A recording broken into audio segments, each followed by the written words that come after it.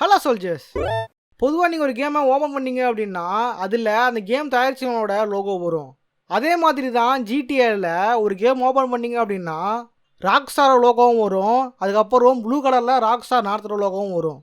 பெரும்பாலான சோல்ஜர்ஸ் என்கிட்ட கேட்ட கேள்வி என்னன்னா, ரெண்டுத்துக்கும் என்ன வித்தியாசம், எதனால் ரெண்டும் வருது, ராக் ஸ்டார் தான் ஓனர்னா ராக் ஸ்டார் மட்டும் வரலாமே, ஏன் ரெண்டு லோகோ வரணும் அப்படின்ற கேள்வி. ஸோ இனி நம்ம ஷோவில் ராக் ஸ்டார் நார்த்னா என்ன, ராக் ஸ்டார் நார்த்துக்கும் ராக் ஸ்டாருக்கும் என்ன வித்தியாசம், எதனால் ரெண்டு லோகோவும் கேமுக்குள்ளே வருது அப்படின்றதான் பார்க்க போகிறோம். ஓவரா பேசாம வீடியோக்குள்ளே போயிடலாம். நான் கதாகரன் சாமி, இந்த ஷோ கூட்டுக்கதன் சாமி. ராக் ஸ்டார் நார்த் இதை பற்றி தெரிஞ்சுக்கிறதுக்கு முன்னாடி நம்ம தெரிஞ்சுக்க வேண்டியது ஜிடிஏவோட தொடக்கத்தை தான். நம்ம எல்லாருக்குமே தெரியும் ஜிடிஏவோட ரைட்ஸ் யார்கிட்ட இருக்குது, ஜிடிஏவை யார் இப்போ உருவாக்குறது அப்படின்னு, ராக் ஸ்டார். ஆனால் உண்மையிலேயே ஜிடிஏவை முதல்ல உருவாக்குனது ராக் ஸ்டார் கிடையாது, டிஎம்ஏ அப்படின்ற கம்பெனி தான். இது ஒரு ஸ்காட்லாண்டை சார்ந்த ஒரு கம்பெனி. இவங்க தான் முதல்ல ஜிடிஏவை உருவாக்குனவங்க. சொல்லப்போனால் ஜிடிஏவோட முதல் ஓனரே இவங்க தான். இதை உருவாக்குனது யார் அப்படின்னா டேவிட் ஜான்ஸ் என்ற ஸ்காட்லாண்டை சேர்ந்த ஒரு வீடியோ கேம் ப்ரோக்ராமர் தான். இதை முதல்ல ஒரு இண்டி டெவலப்மெண்ட் கம்பெனியாக தான் உருவாக்குறாங்க 1997. ஸோ மேனஸ் அப்படின்னு ஃபஸ்ட்டு ஒரு கேம் அவங்க உருவாக்குறாங்க MS DOS அட்டாரி ST அப்படின்ற பிளாட்ஃபார்ம்களுக்கு. தொடர்ந்து இது மாதிரியே பல கேம்களை உருவாக்குறாங்க. அது எல்லாமே அவங்களுக்கு லாபத்தை தான் கொடுக்குது. நீங்கள் ஒரு கேமை உருவாக்குறீங்க அப்படின்னா கண்டிப்பாக அதை பப்ளிஷ் பண்ணுறதுக்கு ஒரு பப்ளிஷர் தேவைப்படும். ஸோ அவங்களால தான் நீங்கள் கேமே பப்ளிஷ் பண்ண முடியும். இவங்க டெவலப் பண்ண கேம் எல்லாத்தையும் பப்ளிஷ் பண்ணது யாருன்னு கேட்டிங்கன்னா சைனோசிஸ் அப்படின்ற ஒரு கம்பெனி தான். இவங்க தான் இவங்க டெவலப் பண்ண கேம் எல்லாத்தையுமே தொடர்ந்து பப்ளிஷ் பண்ணிட்டே வராங்க. இவங்களும் அவங்களுக்காக பல கேம்களை டெவலப் பண்ணி கொடுத்துக்கிட்டே இருக்காங்க. அதன் பிறகு சரியா மிடில் 90s வீடியோ கேம் டெவலப்மெண்ட்னா என்னன்னே தெரியாத, அதை பற்றின பெருசாக எந்த அறிவுமே இல்லாத ரெண்டு சகோதரர்கள் அவங்கள தொடர்பு கொள்கிறாங்க. அவங்க தான் சாம் ஹவுசர் அண்ட் டான் ஹவுசர். இவங்க BMG இன்டராக்டிவ் அப்படின்னு கம்பெனி வச்சுருக்காங்க. இது ஒரு மியூசிக் லேபிள் கம்பெனி. இவங்க தான் டிஎம்ஏ தயாரிக்கிற ஒரு புது கேமை பப்ளிஷ் பண்ணுறதா சொல்கிறாங்க. அதை இவங்க பப்ளிஷும் பண்ணுறாங்க. அந்த கேம் பயங்கர சக்ஸஸ் ஆகுது, பயங்கரமாக சக்கப்போடு போடுது. அந்த கேம் எது அப்படின்னு கேட்டிங்கன்னா அதுதான் GTA கிராண்ட் தெஃப்ட் ஆட்டோ. இதோட வெற்றியை தொடர்ந்து BMG தன்னோட சொந்த நாட்டை பேஸ் பண்ணி ஒரு கேம் தயாரிக்க முடிவு பண்ணுறாங்க. அதனால தான் BMGக்கு சில பிரச்சனை ஏற்படுது. அதனால ராக் ஸ்டார் கேம்ஸ் அப்படின்னு தன்னோட பேரை மாற்றிக்கிறாங்க. GTA லண்டனை உருவாக்குறதுக்காக கனடாவை சேர்ந்த ஒரு கேம் டெவலப்பர் கம்பெனியை வாங்குறாங்க. அதுக்கு ராக் ஸ்டார் கனடா அப்படின்னு பேரை மாற்றுறாங்க. இந்த நிலைமையில தான் டேவிட் ஜான்சனோட DMA கம்பெனி GTA கூட சீக்குவல் கேமை தயாரிக்க ஆரம்பிக்கிறாங்க. சீக்கிரமாகவே அதை முடிச்சிடுறாங்க. இந்த கேமையும் ராக் ஸ்டார் தான் பப்ளிஷ் பண்ணுது. இந்த கேமில் தான் DMA தயாரிக்கிற ஒரு கேமில் ராக் ஸ்டார் அப்படின்ற லோகோவோட ஒரு கேம் தயாரிக்கப்படுது. இதுக்கு முன்னாடி ரிலீஸ் பண்ண GTA 1ல் BMG அப்படின்னு தான் பேர் போட்டிருக்கோம். போஸ்டரில் கூட BMG அப்படின்னு தான் போட்டிருக்கோம். இப்போ வர போஸ்டர்களை அவங்க பேரை மாற்றிருக்கலாம், ஆனால் பழைய போஸ்டரில் அப்படி தான் இருக்கும். GTA 2வும் நல்ல லாபத்தை கொடுக்குது, விற்பனையில் சக்கப்போடு போடுது. இதனால் GTA 3 உருவாக்குறதுக்காக DMA முயற்சி எடுக்கிறாங்க. ஆனால் இந்த தடவை GTA 2 மாதிரி இருக்கக்கூடாது, இது அதை விடவே கொஞ்சம் அட்வான்ஸாக இருக்கணும் அப்படின்னு முயற்சி எடுக்கிறாங்க. இந்த கேமையும் ராக் ஸ்டார் பப்ளிஷ் பண்ணுது. இதில் பயங்கரமாக லாபம் பார்க்குற ராக் ஸ்டார் ஒரு விஷயத்தை புரிஞ்சுக்கிறாங்க. GTAவோட ஃபுல் ரைட்ஸும் DMA கிட்ட தான் இருக்குது. இவங்க புதுசாக ஒரு கேமை உருவாக்கணும் அப்படின்னா DMAவோட உதவி இல்லாமல் இவங்களால பண்ணவே முடியாது. அதுதான் ராக் ஸ்டார் ஒரு முடிவு எடுக்கிறாங்க, DMAவை வாங்கிடணும் அப்படின்னு. DMAவை வாங்கிட்டோம் அப்படின்னா GTAவோட மொத்த ரைட்ஸுமே நம்மக்கிட்ட வந்துடும். அதன் பிறகு DMA கிட்ட நம்ம கெஞ்ச வேண்டிய அவசியம் இல்லை அப்படின்னு. ஸோ திட்டமிட்டபடி ராக் ஸ்டார் DMAவை வாங்க முடிவு பண்ணுறாங்க. DMAவை 2002 வாங்கிடுறாங்க. DMA வாங்கினதுக்கப்புறம் அவரோட பேரை ராக் ஸ்டார் நார்த்னு மாற்றிடுறாங்க. இங்கேருந்து தான் ராக் ஸ்டார் நார்த் பிறக்குது. ஸோ ராக் ஸ்டார் நார்த் வேறு எதுவும் இல்லை, DMA தான் ராக் ஸ்டார் நார்த்தாக மாற்றப்பட்டிருக்கு.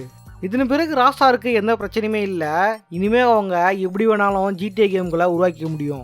DMAவை ராக் ஸ்டார் வாங்கும்பொழுது அவங்க GTA Vice Cityயை டெவலப் பண்ணிக்கிட்டு இருந்தாங்க. அது முடியறதுக்குள்ளே தான் இவங்க DMAவை ராக் ஸ்டார் நார்த்னு மாற்றிட்டாங்க. இந்த ஒரு காரணத்தினால தான் GTA 3ல் கூட பழைய வெர்ஷனில் DMA கேம்ஸ்னு வரும். ஆனால் GTA Vice Cityயில் எங்கேயுமே DMAன்னு இருக்காது. சில குறியீடுகள் தவிர்த்து எல்லா இடத்துலையுமே ராக் ஸ்டார் நார்த் அப்படின்னு தான் பேர் எடுக்கப்பட்டிருக்கும். இதுக்கப்புறம் ராக் ஸ்டார் தயாரிக்கிற எல்லா GTA கேம்களுமே ராக் ஸ்டார் நார்த் அப்படின்ற பேர் தான் இடப்பட்டிருக்கு. ஸோ ஆக மொத்தம் 2 company, rock star north developers, publisher தான் ராக் ஸ்டார். ஸோ இந்த ஒரு காரணத்துக்காக தான் ராக் ஸ்டாரோட 2 லோகோவும் கேம் ஆரம்பிக்கிறதுக்கு முன்னாடி ஸ்பிளாஷ் ஸ்க்ரீனில் வந்துக்கிட்டு இருக்கு. DMA வாங்கினதுக்கப்புறம் ராக் ஸ்டார் பெருமளவு வளர்ந்துட்டாங்க. ஆனால் டேவிட் ஜான்ஸ் மட்டும் அதுலேருந்து வெளியே வந்ததுக்கப்புறம் பெருசாரோட வாழ்க்கையில் எதுவுமே சாதிக்கல. பெருசாக லாபம் தர எந்த ஒரு விஷயமும் அவருக்கு கிடைக்கவே இல்லை. நீங்கள் யோசிக்கலாம், என்ன ப்ரோ அது அநியாயமாக இருக்குது, இன்னொருத்தர் கம்பெனியை வாங்கினாங்க, புதுசாக ஒரு கம்பெனியை உருவாக்கி இருக்கலாமே அப்படின்னு. ராக்ஸ்டார் கிட்ட இது வரைக்கும் உலகம் முழுக்க ஏகப்பட்ட கேம் டெவலப்பிங் கம்பெனிஸ் இருக்குது. அவங்க மொத்தமாக 10 கிளைகளை தனக்குள்ளே வச்சுருக்காங்க. இதில் பெரும்பாலானவை எல்லாமே வேறு நாட்டில் வேறு பேரில் இருந்தவை தான்.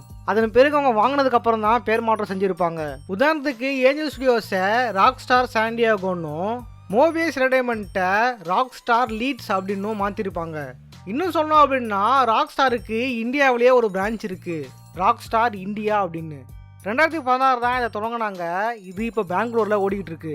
முதல்ல இவங்க இந்தியாவில் ஸ்டார்ட் பண்ணும்போது இவங்களுக்கு சரியான எம்ப்ளாயீஸ் யாரும் கிடைக்கல, சரியான சப்போர்ட் இல்லை. அதனால இவங்க என்ன பண்ணுறாங்க அப்படின்னா ஏற்கனவே இந்தியாவில் இருந்த ஒரு டெவலப்பர் கம்பெனி அணுகுறாங்க.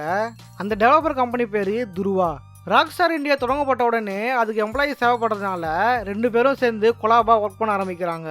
காலப்போக்கில் துருவா கம்பெனி வலுவிழந்து போகுது. அதில் இருந்தவங்கெல்லாம் ராக்ஸ்டார் இந்தியாவில் ஜாயின் பண்ணுறாங்க. அதன் பிறகு ஏற்பட்ட நிதி நெருக்கடி மற்றும் நஷ்டத்தின் பேரால் துருவா இன்டராக்டிவ் இழுத்து மூடப்படுது. ப்ரோ என்ன ப்ரோ அது அநியாயமாக இருக்குது அப்படின்னு கேட்டிங்கன்னா, இதுதான் கார்ப்பரேட் தர்மம். கார்ப்பரேட்டில் நடக்கிற ஒரு சாதாரண விஷயம்தான் இது. உதாரணம் சொன்னோம் அப்படின்னா அடோப் ஃப்ளாஷ் அப்படின்னு ஒரு சாஃப்ட்வேர் இருக்குது. இதை பெரும்பாலும் 2D அனிமேஷனுக்காக பயன்படுத்துவாங்க, வெப் டெவலப்மெண்ட்டுக்காகவும் பயன்படுத்திகிட்டு இருந்தாங்க.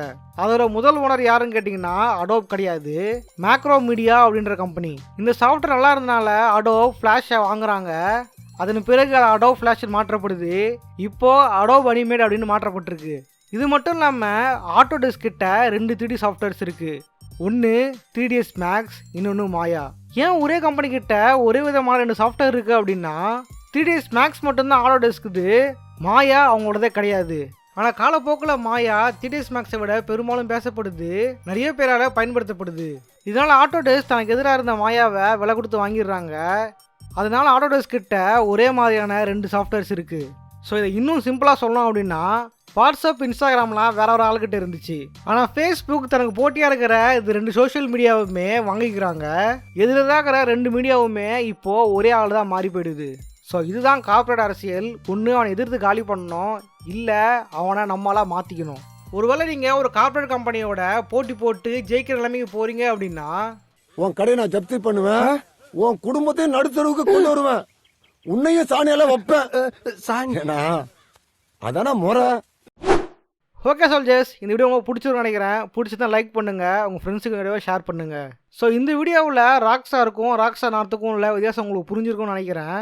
ஒருவேளை ராக்ஸ்டார் கேம்ஸ் உங்களுக்கு பிடிக்கும் அப்படின்னா மறக்காமல் இந்த வீடியோவை லைக் பண்ணுங்கள், உங்கள் ஃப்ரெண்ட்ஸுக்கு ஷேர் பண்ணுங்கள். ஸோ இந்த மாதிரியான கேள்விகளுக்கும் சந்தேகத்தையும் கீழே கமெண்ட் பண்ணுங்கள். ஸோ அதுக்கான வீடியோவை நான் போட ட்ரை பண்ணுறேன். ஸோ அதோட இன்னொரு முக்கியமான விஷயம் ஜாயின் பட்டன். ஜாயின் பட்டனுக்கான ரேட்டை ரொம்பவே குறைச்சிருக்கோம், கிட்டத்தட்ட 30 ரூபாய் தான் ஆரம்பிக்குது.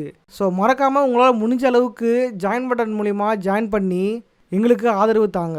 ஏன்னா நாங்கள் யாருக்கு வீடியோ பண்ணுறோம் அப்படின்னா அது உங்களுக்காக தான், நீங்கள் பார்க்குறதுக்காக தான் நாங்கள் கஷ்டப்பட்டு வீடியோ பண்ணுறோம். சரி ஓகே சோல்ஜர்ஸ், இந்த வீடியோ பிடிச்சதான் மறக்காமல் லைக் பண்ணுங்கள், உங்கள் ஃப்ரெண்ட்ஸுக்கு இந்த வீடியோவை ஷேர் பண்ணுங்கள். மறக்காமல் இதில் என்ன பிடிச்சிருந்துச்சு அப்படின்றத கமெண்ட் பாக்ஸில் கமெண்ட் பண்ணுங்கள். நான் உங்களோட வீடியோ பார்க்குறேன். போயிட்டு வரேன், பாய். நான் கலகலசாமி, இந்த ஷோ குறியீடு கதைசாமி.